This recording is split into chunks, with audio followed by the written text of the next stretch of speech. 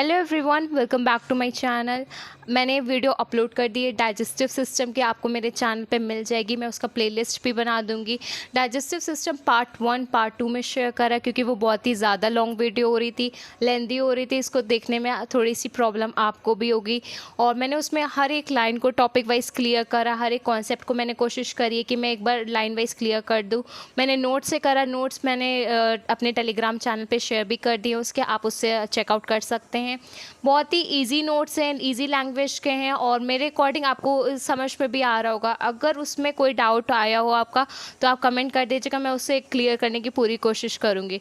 But in this video हम discuss करेंगे वैसी एक लॉन्ग वीडियो को जिससे हमारा लॉन्ग सेशन हो, हमारे जितने भी कॉन्सेप्ट्स हैं वो क्लियर हो जाए। बट इन दिस वीडियो हम डिस्कस करेंगे चैप्टर सेल और सेल साइकिल को। हम चैप्टर सेल और चैप्टर सेल साइकिल को हम लोग उसको सेपरेटली पढ़ चुके हैं। आपने उसको देखा होगा कि वो दोनों कितने लेंदी चैप्टर है हमारे।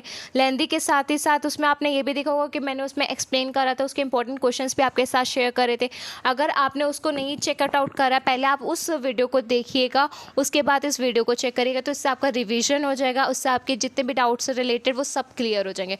इस वीडियो में हम दोनों चैप्टर को एक साथ डिस्कस करेंगे और एक एक लाइन डिस्कस करेंगे। जैसे हम एक एक लाइन अपने नोट्स के होते हैं ना, एक एक लाइन डिस्कस करेंगे और हम कोशिश करेंगे कि हम उसको जितने भी लैंग्वेज ईजी कर सके, जितनी भी चीज़ें हम उसको चेंज कर सकें, उतना सब हम आपके लिए करें और आपको बिल्कुल कन्वीनियंट मिले, क्योंकि आपको रिटन सेल्फ नोट्स मिल रहे हैं, प्लस आपको समझने के लिए वीडियो भी मैं प्रोवाइड कर दे रही हूँ। और अगर आपका अभी भी कोई डाउट हो तो आप कमेंट करिएगा, मैं उसको भी सॉल्व करने की पूरी कोशिश करूँगी, जिससे आपकी प्रिपरेशन अच्छी से हो जाए। आप प्रिपरेशन करेंगे, मुझे पता है अच्छे से करेंगे।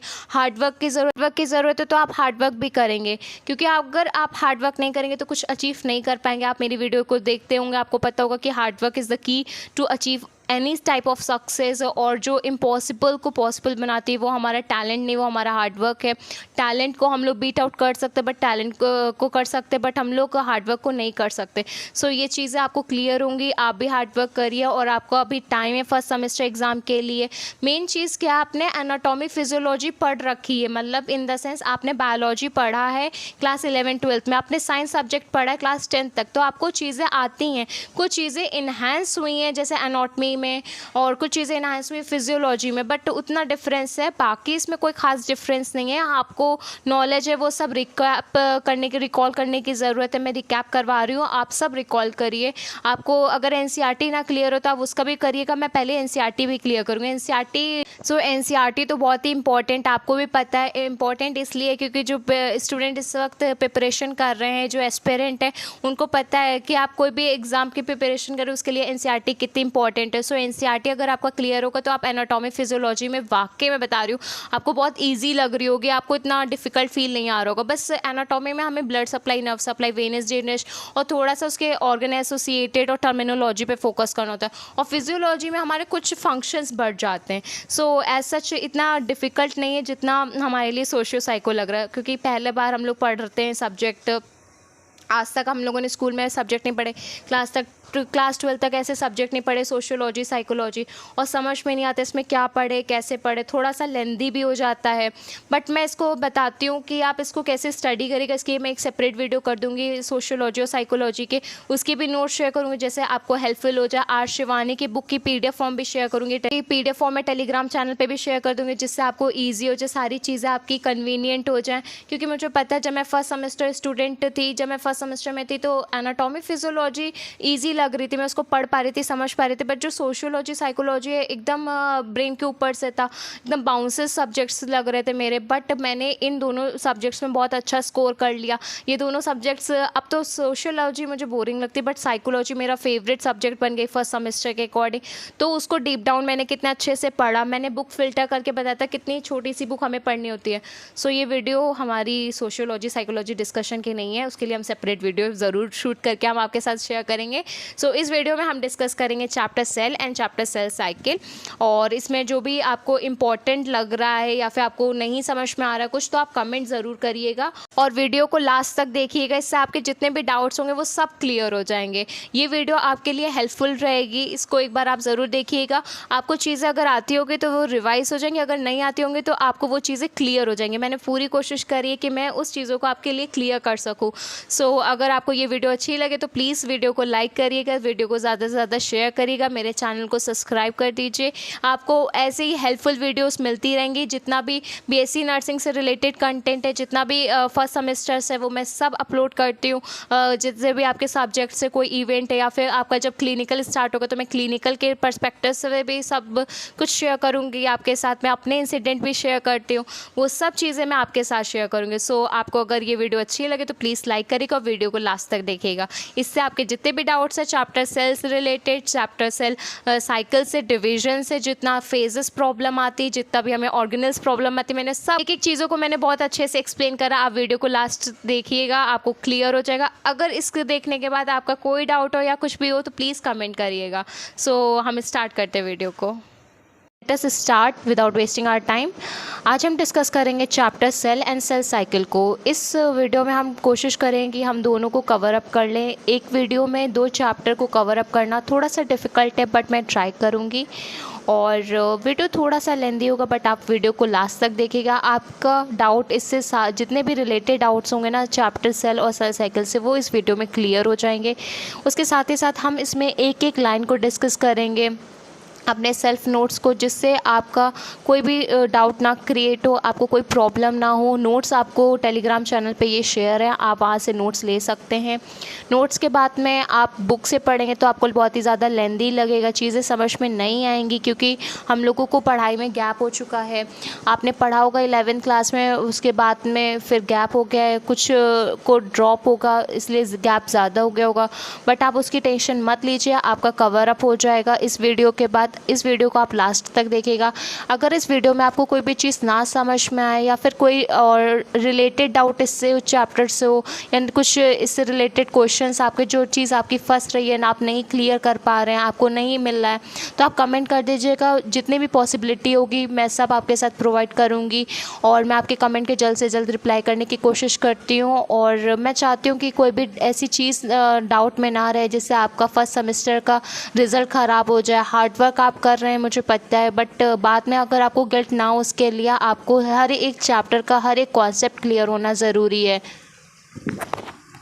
एक चीज़ क्लियर होना बहुत ज़्यादा इम्पॉर्टेंट है। और मैं बताऊं तो आपके लिए आपके कॉलेज में स्टडी इसीलिए कराई जा रही है, weekly test, sessional exam test, सब कुछ इसीलिए होगा कि जैसा कि आपकी परफॉर्मेंस और अच्छी हो जाए। बीएससी नर्सिंग फर्स्ट सेमेस्टर में बैक नहीं लगेगी अगर आप प्रिपरेशन अच्छे से करेंगे। इतना वाइड कोर्स नहीं है, आपने खुद देख लिया होगा, थोड़ा सा डिफ़िकल्ट लग रहा होगा क्योंकि ये सब्जेक्ट्स न्यूली हैं। कभी भी आपने अभी तक एनाटॉमी, फिजियोलॉजी, सोशियोलॉजी, साइकोलॉजी ऐसे सब्जेक्ट्स को पढ़ा ही नहीं है, तो आपको वो चीज़ समझ में नहीं आ रही कि इन सब्जेक्ट्स को कैसे पढ़ें, इनमें हम क्या पढ़ें, कैसे पढ़ें। मैं समझ सकती हूँ, क्योंकि मैं जब फर्स्ट सेमेस्टर थी तो मुझे बहुत टेंशन होती थी, मुझे खुद नहीं समझ में आता था। बट मेरी आपने वीडियो देखी होगी कि हार्डवर्क बीट टैलेंट, तो हार्डवर्क हमने करा, हार्डवर्क आप भी करिए, आपका भी रिज़ल्ट बहुत अच्छा आएगा। जैसा रिज़ल्ट मेरा आया है, मैं आपके लिए भी प्रे करूँगा आप सभी का रिज़ल्ट बहुत अच्छा आए। हार्डवर्क करिए, कोई प्रॉब्लम हो आपको किसी से भी रिलेटेड, प्लीज़ आप कमेंट करिए आपका प्रॉब्लम को, मैं कोशिश करूँगी कि मैं सॉल्यूशन प्रोवाइड कर सकूँ। सो बहुत डिस्कशन होगा, पर हम स्टार्ट करते स्टडी को। Cell, a cell is a minute jelly like mass of protoplasm. आपको पता है हमारा सेल क्या है? सबसे पहले सेल का डिस्कवरी किसने करा? रॉबर्ट हुक ने करा 1665 में। उसमें आपको क्लियर होगा कि ईयर क्या है, साइंटिस्ट का नेम क्या है, क्योंकि ये सब चीज़ें आप अपनी कॉपी में मेंशन करेंगे। नेक्स्ट हम पॉइंट क्या डिस्कस कर रहे थे कि माइन्यूट जेली लाइक मास है। आपको पता है कि सेल को हम अगर अपना एक स्ट्रक्चर या एक डायग्राम बनाते हो, एज अ जेली बनाते हैं, उसमें मेनली होता क्या, उसमें प्रोटोप्लाज्म होता है, जो अंदर उसका मास होता है उसमें क्या होता है, प्रोटोप्लाज्म होता है। वो क्या क्या कंटेन करता है, उसमें ऑर्गेनल्स होते हैं, बहुत सारे जितने भी ऑर्गेनल्स हमारे होते हैं वो सब कहाँ प्रेजेंट होते हैं, वो प्लाज्मा मेम्ब्रेन के अंदर प्रेजेंट होते हैं। वो ऑर्गेनल्स सारे कहाँ प्रेजेंट होते हैं, आपके सेल में प्रेजेंट होते हैं। और सेल की मेम्ब्रेन जो होती है, उस मेम्ब्रेन को हम लोग कहते हैं प्लाज्मा मेम्ब्रेन। सो अब हम आगे डिस्कस करते हैं। ये पॉइंट हो गया cover with membrane called plasma membrane. तो आपको पता चल गया कि उसकी कवरिंग क्या होती है, plasma membrane. The human body develop from a single cell called zygote. आपको पता है जो हमारा फर्टिलाइजेशन के बाद सिंगल सेल बनता है उसको हम लोग जाइगोट कहते हैं। फर्टिलाइजेशन आपने चैप्टर पढ़ा होगा क्लास 12th में, उसमें आपको क्लियर होगा कि एक सेल होती है ओवा, एक सेल होता है हमारे उसमें हम लोगों का फर्टिलाइजेशन प्रोसेस होती है, फिर हमारा एक सिंगल सेल का डेवलपमेंट होता है, उस सेल को हम लोग कहते हैं जाइगोट। वही जाइगोट आगे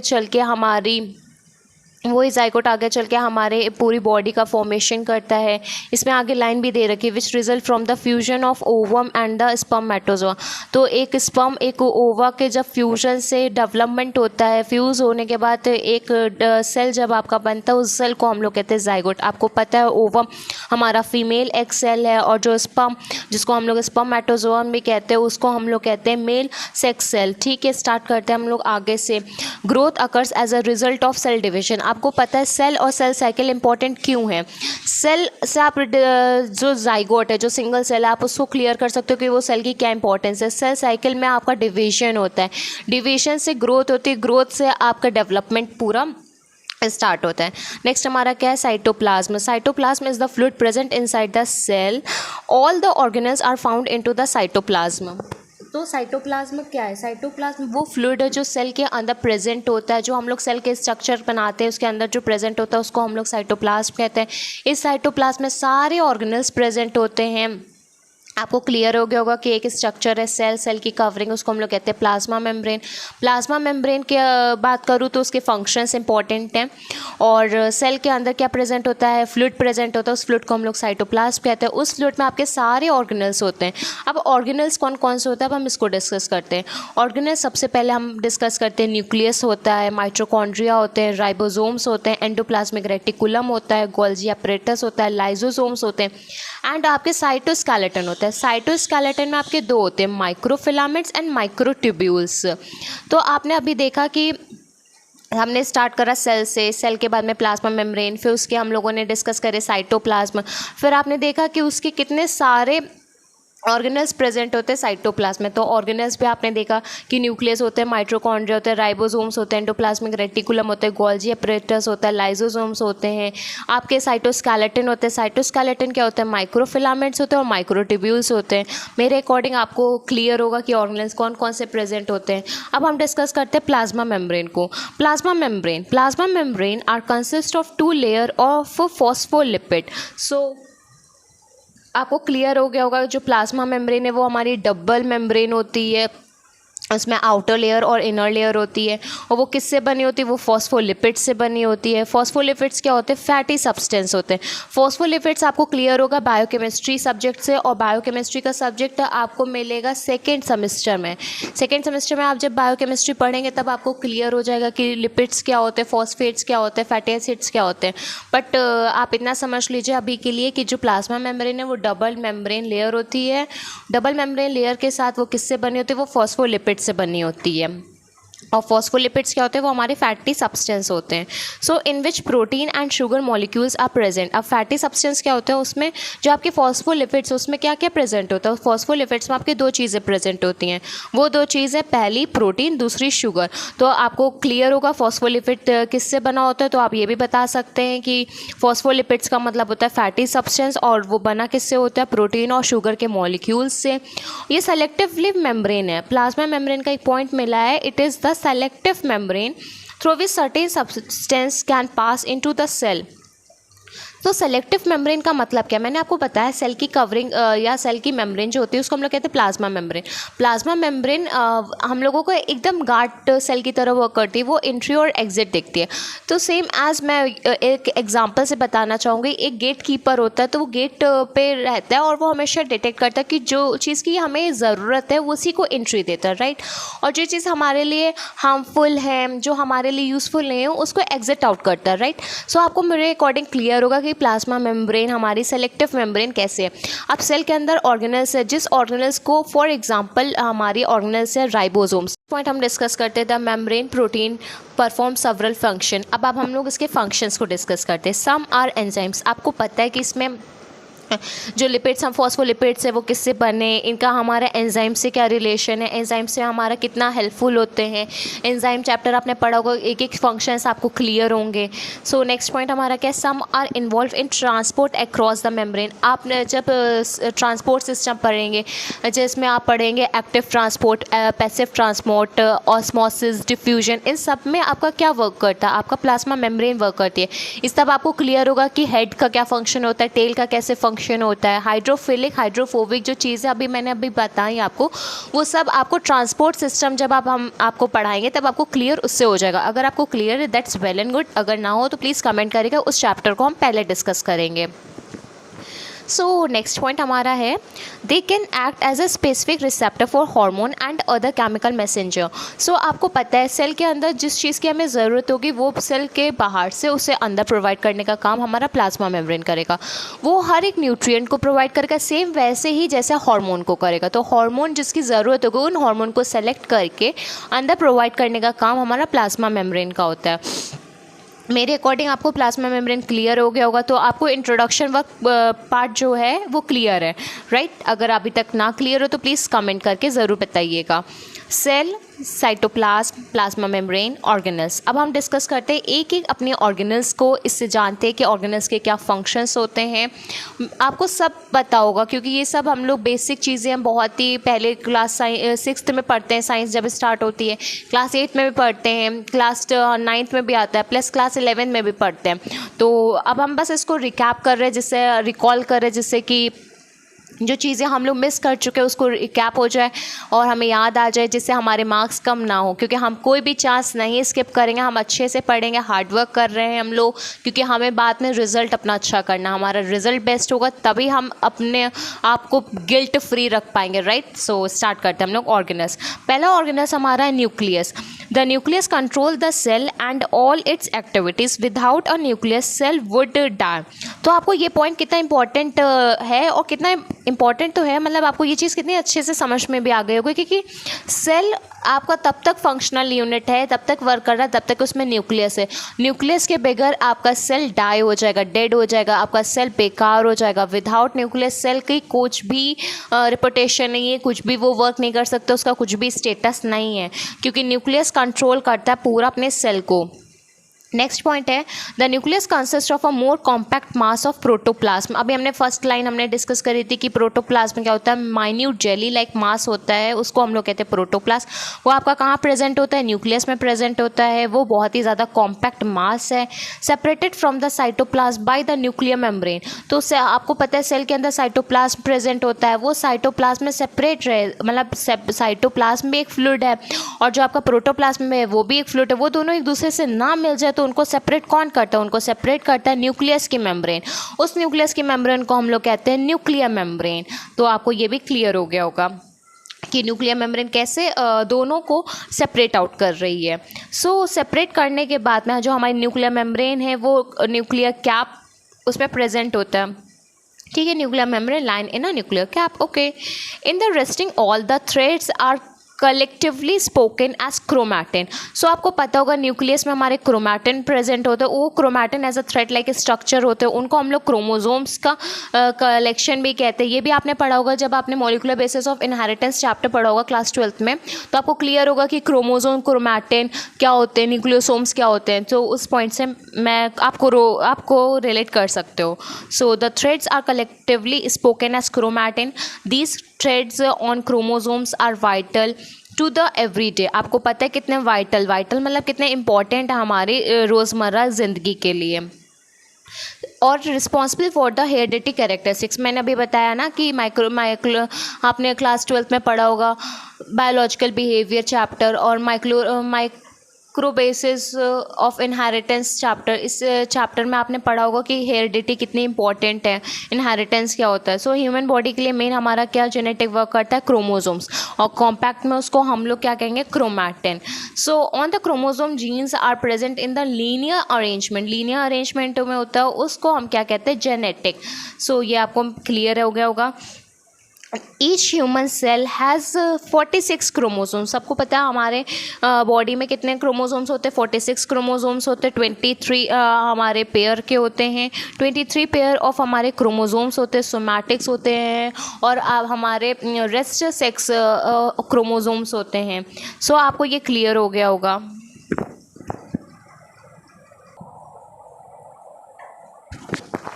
अब हम डिस्कस करते हैं अपने नेक्स्ट ऑर्गेनल्स को। नेक्स्ट ऑर्गेनल्स हमारा है राइबोसोम्स। राइबोसोम्स क्या हैं? There are the small granules. Granules मतलब आप कंकड़ पत्थर से समझ सकते हैं कि कितने टेनी स्ट्रक्चर होता होगा राइबोसोम्स का। These are composed of RNA and protein. किससे बने होते हैं हमारे राइबोसोम्स? हमारे राइबोसोम्स बने होते हैं आरएनए से और प्रोटीन से, in free form in the cytoplasm. Cytoplasm में प्रेजेंट होता है। अभी मैंने बताया था ना कि साइटोप्लाज्म आपके सारे ऑर्गेनल्स होते हैं, ओके। और वो किससे कम बने होते हैं? आरएनए से और प्रोटीन से। Ribosomes makes protein for use within cell. Cell के अंदर ही राइबोसोम्स क्या बनाता है? प्रोटीन्स बनाता है। और प्रोटीन का आपको पता है कितना हमारी बॉडी में यूज़ होता है। नेक्स्ट हमारा है एंडोप्लाज्मिक रेटिकुलम। उसको हम लोग ER भी कहते हैं। और एंडोप्लाज्मिक रेटिकुलम 2 टाइप्स के होते हैं, पता है सबको, smooth and rough. Smooth endoplasmic reticulum, rough endoplasmic reticulum. So अब हम स्टार्ट करते हैं हमारे एंडोप्लाज्मिक रेटिकुलम। ये हमारा थर्ड ऑर्गेनल्स है सेल में जो प्रेजेंट होता है साइटोप्लाज्म में। So it is a series of interconnecting membrane, okay. वो बहुत सारे इंटरकनेक्टिंग मेम्ब्रेन की पूरी सीरीज है, बहुत ज़्यादा लाइन में रहते हैं, अरेंजली रहते हैं। Form canals and connect with the cytoplasm. किससे कनेक्ट रहते हैं? साइटोप्लाज्म में कनेक्ट रहता है। और जब वो सीरीज फॉर्म में प्रेजेंट है तो वो स्ट्रक्चर जो बन जाता है तो वो एकदम कैनाल का टाइप का स्ट्रक्चर दे देता है कनेक्ट होने के बाद में। प्लस उसके साथ में पॉइंट हम डिस्कस करते हैं हमारा ऑर्गेनल्स। नेक्स्ट है माइटोकॉन्ड्रिया। माइटोकॉन्ड्रिया रॉड शेप्ड का होता है। आपको पता है कि पावर हाउस भी हम लोग कहते हैं। ये जनरल सी लाइन है माइटोकॉन्ड्रिया के लिए, फर्स्ट लाइन। ऑलमोस्ट स्टूडेंट यही मेंशन करते हैं कि mitochondria is also known as power house of the cell. अब हम इसके स्ट्रक्चर की बात करते हैं कि पॉइंट को डिस्कस करते हैं। तो माइटोकॉन्ड्रिया क्या है? माइटोकॉन्ड्रिया रॉड शेप का स्फेरिकल और फिलामेंटस स्ट्रक्चर है, ओके। ये साइटोप्लाज्म में प्रेजेंट होता है। समटाइम्स डिस्क्राइब, ये तो लाइन मैंने अभी बता दी कि इसको power house of the cell भी कहते हैं। They are included in aerobic respiration, okay. ये एरोबिक रेस्पिरेशन में माइटोकॉन्ड्रिया वर्क करता है। इसका प्रोसेस क्या वर्क क्या है? वो केमिकल एनर्जी बनाता है सेल में। तो हमारा सेल किस पे वर्क करता है? हमारा सेल केमिकल एनर्जी पे वर्क करता है। वो केमिकल एनर्जी आपको कौन बना के देता है? माइटोकॉन्ड्रिया बना के देता है। नेक्स्ट पॉइंट क्या है? This is the form of ATP which release energy. वो कौन से फॉर्म में बनाता है? केमिकल एनर्जी तो बनाता है, बट किस फॉर्म में बनाता है? ATP के फॉर्म में बनाता है। वो ATP आपको क्या प्रोवाइड करता है? एनर्जी प्रोवाइड करता है, जिससे आप अपनी लाइफ एक्टिविटीज़, जितनी भी आपकी डेली सर्कुलर एक्टिविटीज़ है, वो सब कैसे परफॉर्म होती है? एनर्जी से। और एनर्जी कहाँ से मिलती है? ATP से। ATP आपका क्या है? आपका ATP आपका केमिकल एनर्जी है। वो केमिकल एनर्जी जो कि आपकी माइटोकॉन्ड्रिया ने बनाई है। माइटोकॉन्ड्रिया एक सेल ऑर्गेनल से कहाँ प्रेजेंट होता है? साइटोप्लाज्म में। साइटोप्लाज्म एक फ्लूइड है जो कि सेल के अंदर होता है। तो आप समझ रहे होंगे कि हर एक चीज़ कितना एक दूसरे से लिंक करती है। और मैंने कहाँ से शुरू करा था? आपको चैप्टर के इंट्रोडक्शन सेल पे प्रोटोप्लाज्म में ला के रख दिया।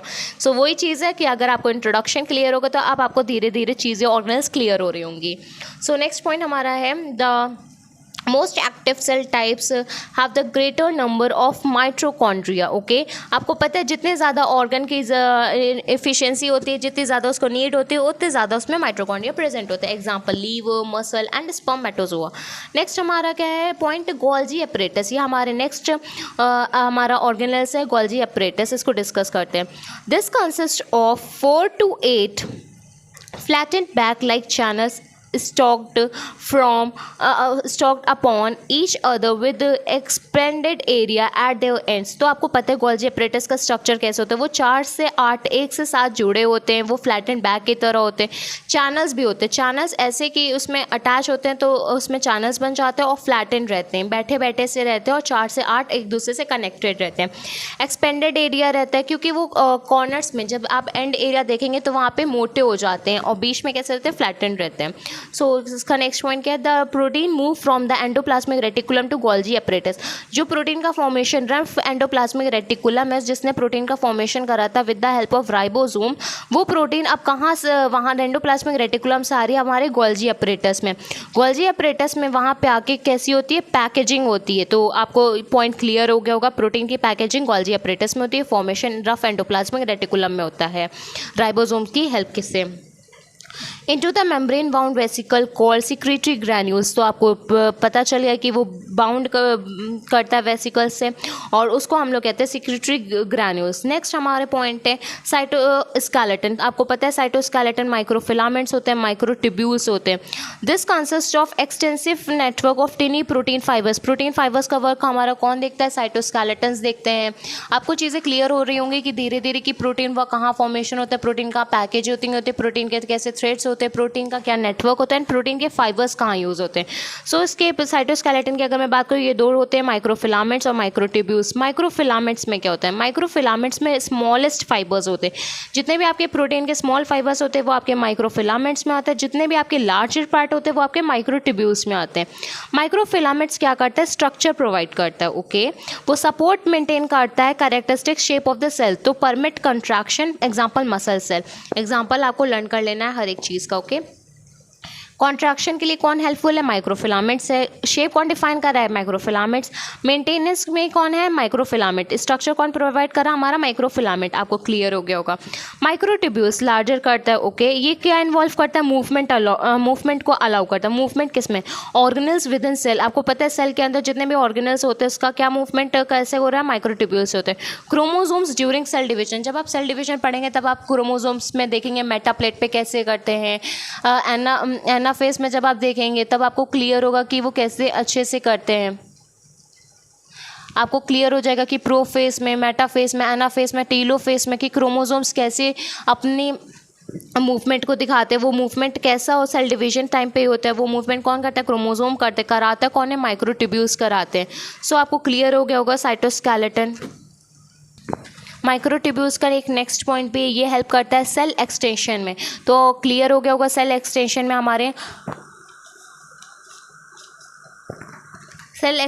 हमारे माइक्रोट्यूब्यूल्स भी वर्क करते हैं। तो हमारा अब फर्स्ट पार्ट क्लियर हो गया, chapter cell.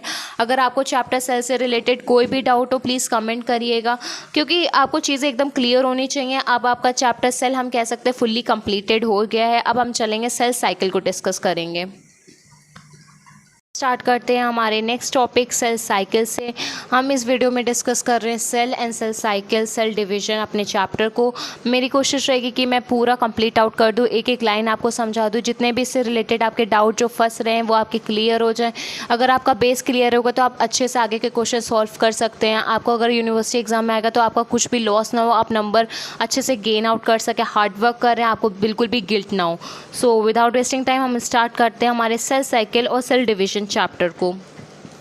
The cell cycle is an orderly sequence of events by which a somatic cell duplicates its content and divides into two. The period between two cell division is known as cell cycle. It has two phases, interphase and M-phase. So आपको पता है cell cycle क्या होती है। आपने अभी discuss कर लिया था सेल, तो आपको पता चल गया था जो सिंगल सेल हमारा बनता है ज़ाइगोट फर्टिलाइजेशन के बाद में, उसमें ग्रोथ के लिए डिवीजन इंपॉर्टेंट है। वो डिवीजन होता है, वो डिवीजन से डुप्लीकेट्स होते हैं सेल्स, और वो डिवीजन करने के बाद में वो बन जाते हैं हमारे डोमेन। वो हमारी डेवलपमेंट के लिए बहुत ही ज़्यादा इंपॉर्टेंट है। और सेल डिवीजन होता क्या है, जब हमारी सेल साइकिल परफॉर्म करती है उसके दो सेल साइकिल के बीच का जो पीरियड होता है, जो टाइम होता है, उसको हम लोग कहते हैं सेल डिवीजन। सेल डिवीजन हमारे दो फेसेस में होता है। हमारे दो फेस होते हैं, पहला फेस हमारा इंटरफेस, दूसरा फेस हमारा है एम फेस।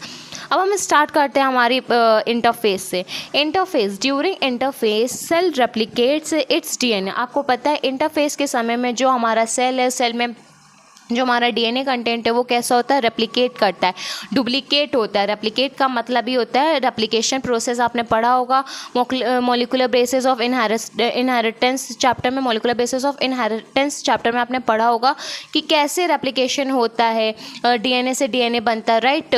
वॉटसन क्रिक ने आपको एक्सप्लेन करके पूरा बताया था मॉडल, मुझे याद है अच्छे से। तो अब आपको भी याद होगा कि वो रेप्लिकेशन क्या होता है। रेप्लिकेशन का मतलब होता है डुप्लीकेशन। नेक्स्ट पॉइंट क्या है, है interface is a state of high metabolic activity. यहाँ पे मेटाबॉलिक एक्टिविटी कैसी हो जाती है, हाई हो जाती है। इसकी स्टेजेस पे जितने भी आपकी एक्टिविटीज़ परफॉर्मेशन वर्क होता है बहुत ही अच्छे से होता है, क्योंकि डुप्लीकेशन का वर्क यहाँ पे चला है, रेप्लिकेट हो रहा है हमारा डीएनए, इसीलिए यहाँ पे जो मेटाबॉलिक एक्टिविटीज़ है, जितना री रेटिंग वर्क है वो कितना हो जाता है, सब हाई हो जाता है। It consist of 3 phases. अब आपने देखा होगा कि सेल साइकिल या सेल डिवीजन 2 फेज के होते हैं, इंटरफेस, एम फेज। अब इंटरफेस में भी 3 फेज होते हैं इंटरनल पार्ट्स। तो वो 3 फेज कौन कौन से हैं? G1 phase, G2 phase, S phase. G1 phase, G2 phase, S phase. एक और फेज हम लोग आता है क्विसेंट स्टेज, उसको हम लोग कहते हैं G0 स्टेज। इसमें मेंशन नहीं है बट मुझे याद था तो मैंने आपको बता दिया। अगर आपको लगे कि वो स्टेज हम स्किप कर रहे हैं तो आप कमेंट कर दीजिएगा, मैं हम उस पॉइंट को भी डिस्कस कर लेंगे। सो हम स्टार्ट करते हैं हमारे G1 फेज से। सो हम स्टार्ट करता है G1 फेज। G1 फेज का फर्स्ट पॉइंट कह रहे हैं it is the interval between the mitotic phase and S phase. आपको पता है जो माइटोटिक फेज और एस फेज के बीच के फेज में जो आपका वर्क होता है उसमें G1 फेज होता है, ठीक है। In this phase cell is metabolically active. Metabolically active क्यों है? क्योंकि इंटरफेज मेटाबॉलिकली एक्टिव है, तो इसका पार्ट है, तो इनडायरेक्टली कोरिलेट हम कर सकते हैं, right. It replicate most of the organelles and cytoskeleton component but not it's DNA. अब आपको क्लियर होगा कि यहाँ पे कितने सारे ऑर्गेनेल्स जो होते हैं वो सब में रेप्लिकेशन होता है, बट डीएनए का रेप्लिकेशन G1 फेज पे नहीं होता है। Replication of centrosome begins. तो आपका बिगिन कहाँ, क्या चीज़ स्टार्ट हो रही है? यहाँ पे सेंट्रोसोम का भी रेप्लिकेशन स्टार्ट कहाँ से हो रहा है? G1 फेज से हो रहा है। G1 phase last for G1 phase last for 8 to 10 hours. तो आपको क्लियर हो गया होगा कि 8 से 10 घंटे G1 फेज का वर्क चलता है। आपको टाइम से पता चल गया होगा कितना लेंथी इसका प्रोसेस है। हम लोग जितना प्रोसेस पढ़ते हैं उतना ज़्यादा कॉम्प्लेक्स है। सोच लीजिए वो प्रोसेस हमारी बॉडी में परफॉर्म हो रहा होगा, कितना ज़्यादा कॉम्प्लेक्सिटी के साथ परफॉर्म होता होगा। सो नेक्स्ट पॉइंट हमारा क्या है? Cell that remain in G1 phase for a very long time never divide and said to be in the G0 phase. अब इसमें मेंशन कर रखा है G0 फेज। अब G0 फेज में मैं ये कह रही थी ना कि एक फेज होता है, उसमें G1 phase, G2 phase, G0 phase, S phase. So वही G0 फेज को इन्होंने एक पॉइंट में मेंशन कर दिया है कि G0 फेज को हम वो सेल जो डिवाइड नहीं हो रही है, उस जो भी हमारा ऑर्गेनेल्स है, वो जो पार्ट है वो हम कहाँ पे भेज देते हैं? हम लोग भेज देते हैं हमारे G0 फेज में। सो नेक्स्ट हमारा पॉइंट है S फेज। अगर मैं बात करूँ S फेज की तो वो टाइम इंटरवल के बीच में आता है G1 और G2 फेज के। ये अबाउट आवर्स का होता है, इसमें टाइम नहीं दे रहे, तो विद इन ऑफ आवर्स में कंप्लीट हो जाता है हमारा S फेज। S फेज को हम लोग सिंथेसिस फेज भी कहते हैं। यहाँ पे सिंथेसाइजेशन होता है, किसका होता है? डीएनए रेप्लिकेशन का होता है। सो डीएनए रेप्लिकेशन आपका कहाँ होगा? S फेज में होगा, G1 फेज में आपका नहीं होगा। As a result next point हम डिस्कस करते हैं, as a result the identical cells form during cell division will have the same genetic material. तो आपको क्लियर हो गया होगा कि जब हमारा रेप्लिकेशन अगर हो जाता है उसके रिजल्ट से क्या होता है, जो हमारे सेम सेल्स बनती हैं वो उस डिवीजन के बाद में उनका जेनेटिक मटेरियल भी सेम होता है। सो ये पॉइंट तो ईजी है, मेरे अकॉर्डिंग आपको क्लियर हो रहा होगा। मेरे अकॉर्डिंग आपको क्लियर हो रहा होगा क्योंकि ये सारे पॉइंट बहुत ही ज़्यादा इजी लैंग्वेज में भी लिखे हैं, और जो चीज़ नहीं समझ में आ रही हो कि मैं एक एक पॉइंट को तब भी एक्सप्लेन कर दे रही हूँ। अगर अभी भी आपका कोई डाउट हो तो आप अब कमेंट ज़रूर करिएगा, क्योंकि अब अगर आपका डाउट क्लियर नहीं हो रहा है तो फिर आप क्लियर नहीं कर सकते, फिर डायरेक्ट आपका रिविजन वर्क स्टार्ट होगा, फिर आप उसमें इतना कवर अप नहीं कर सकते हैं। सो नेक्स्ट पॉइंट हमारा है G2 फेज। नेक्स्ट फेज हमारा है G2 फेज। अब G2 फेज क्या है? G2 फेज वो फेज है जो S फेज और M फेज के बीच में आता है, ओके। इसका टाइम हमें दे रखा है 4 to 6 आवर्स। नेक्स्ट पॉइंट हमारा है उसमें it last for 4 to 6 hours. तो हमारा टाइम कितना दे रखा है? 4 से 6 घंटे। नेक्स्ट है in this phase cell growth continues. Cell की ग्रोथ कहाँ से हो रही है? G2 फेज से होगी। तो सेल की ग्रोथ कहाँ से होगी? G2 फेज से होगी। ये चीज़ इंपॉर्टेंट याद रखिएगा। Enzymes and protein are synthesize. आपका एंजाइम और प्रोटीन का वर्क कहाँ, फॉर्मेशन कहाँ हो रहा है? G2 फेज में हो रहा है। Replication of centrosome is completed. जितना भी सेंट्रोसोम का वर्क है, रेप्लिकेशन का जितना भी वर्क है, वो सब आपका कहाँ कंप्लीट हो जाएगा? वो G2 फेज में सब कुछ आपका कंप्लीट हो जाएगा।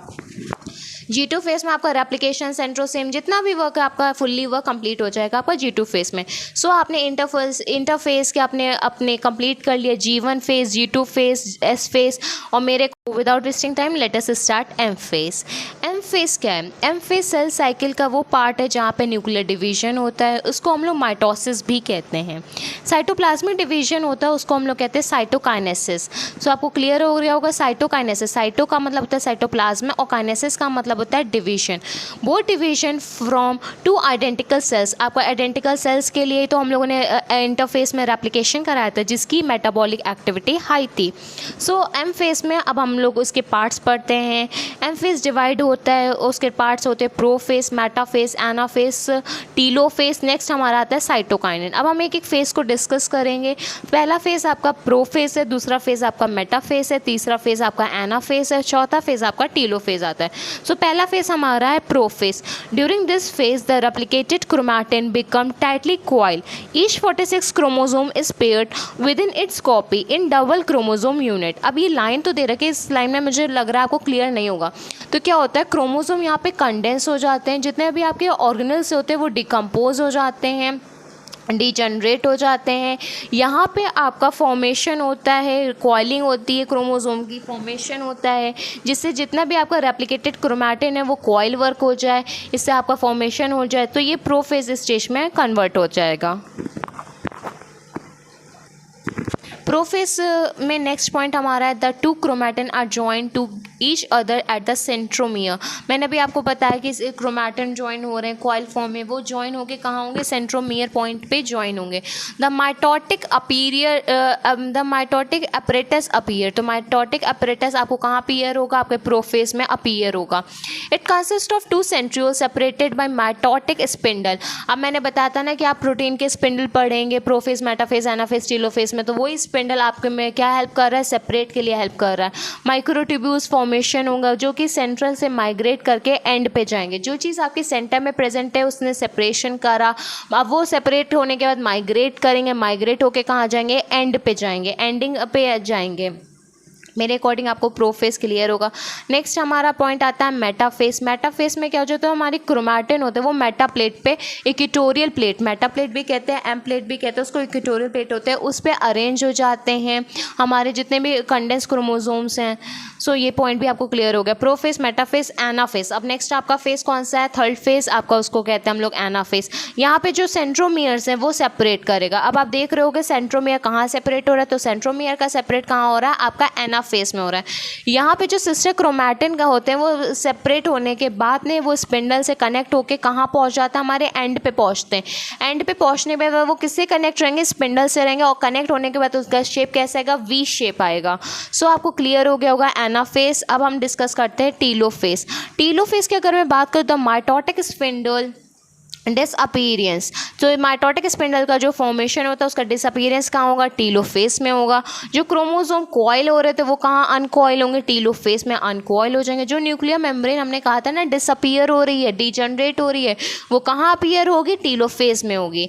तो आपको फेजेस क्लियर हो गए होंगे। फेजेस के एक एक पॉइंट बहुत इंपॉर्टेंट है। आप एक एक पॉइंट बहुत ही माइनर पॉइंट्स है, बट आप देख रहे होंगे कहाँ कॉइलिंग हुई, कहाँ अनकॉइलिंग हुई, तो ये सब चीज़ें पूछी जा सकती है एक मार्क क्वेश्चन में, या फिर आप जब पॉइंट मेंशन करेंगे तो आपको ये सब पॉइंट को मेंशन करना ज़रूरी है। It are necessary point, important है तो नेसेसरी आपके लिए इंपॉर्टेंट हो ही गए हैं कि उनको आप मेंशन करें। सो नेक्स्ट हम डिस्कस करते हैं साइटोकाइनेसिस। साइटोकाइनेसिस की अगर मैं बात करूँ तो इसमें दे रखा है आफ्टर द टीलोफेज साइटोकाइनेसिस अकर। आपके फेज हो गए, प्रोफेज हो गया, मेटाफेज हो गया, एनाफेज हो गया, टीलोफेज हो गया। आपके चारों फेज बहुत अच्छे से हो गए। वो फेज कंप्लीट करने के बाद हमारी बॉडी में अब क्या होगा? साइटोकाइनेसिस का प्रोसेस अकर होगा। This cytosol cellular organelles plasma membrane split and form two identical sales. जो हमारा मेन मोटो था कि हमारे दो आइडेंटिकल सेल बनने का, सेल साइकिल जिससे हमने डेफिनेशन में पढ़ा था, वो कहाँ कंप्लीट होगी? आपकी साइटोकाइनेसिस में होगी। तो साइटोकाइनेसिस के प्रोसेस से आप कंप्लीट आउट कर लेंगे अपने आइडेंटिकल सेल्स से। तो आपका कंप्लीट हो गया है सेल साइकिल चैप्टर। आपका cell cycle cell division chapter complete हो गया है। इसके नोट्स मैं शेयर कर दूंगी टेलीग्राम चैनल पे। मेरे अकॉर्डिंग आपको क्लियर भी हो गया होगा। इससे रिलेटेड आपको कोई भी डाउट हो प्लीज़ कमेंट करिएगा। अगर आपको ये वीडियो अच्छी लगे तो please like the video, share the video, subscribe to the channel. ज़्यादा से ज़्यादा वीडियो को शेयर करिए और आप इसको क्लियर कर लीजिए। अगर आपको अभी भी कोई डाउट हो इससे रिलेटेड या फिर आपको सेल चैप्टर से रिलेटेड या सेल साइकिल से, प्लीज़ कमेंट ज़रूर करिएगा। Thank you.